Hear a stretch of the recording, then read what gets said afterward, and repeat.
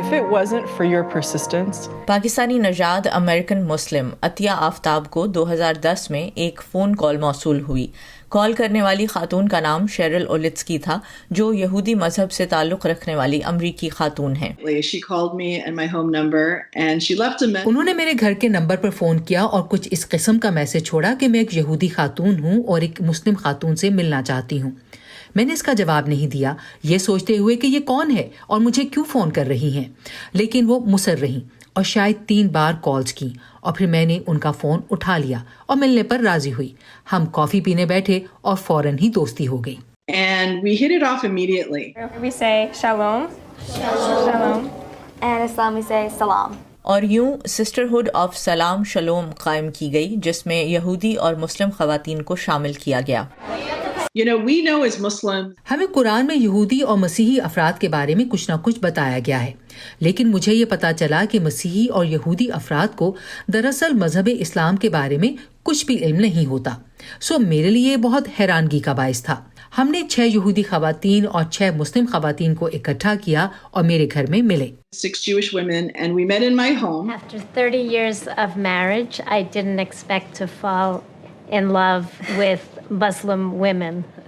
2010 سے اب تک ملاقاتوں کا یہ سلسلہ 12 خواتین سے پھیل کر 7,000 سے زیادہ مسلم اور یہودی خواتین کی ایک ایسی تنظیم میں بدل گیا ہے جو ایک دوسرے کے مذہبی عقائد اور زندگی کے طور طریقوں کو بہتر طور پر جاننے کی کوشش کے ساتھ ساتھ ایک دوسرے کے بارے میں پھیلی نفرت کو بھی دور کر رہی ہیں.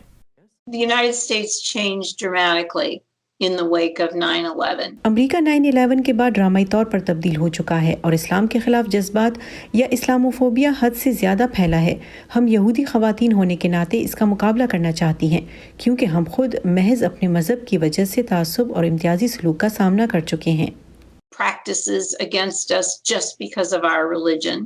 ہماری دونوں کمیونٹیز میں مس انڈرسٹینڈنگس ہیں، اسٹیریوٹائپس ہیں، اور یہی ریزن ہے کہ ہم چاہتے تھے کہ لوگ آپ خود ایک مسلمان یا یہودی کو خود جانیں اور پھر آپ کو پتہ چلے کہ وہ کس قسم کے لوگ ہیں.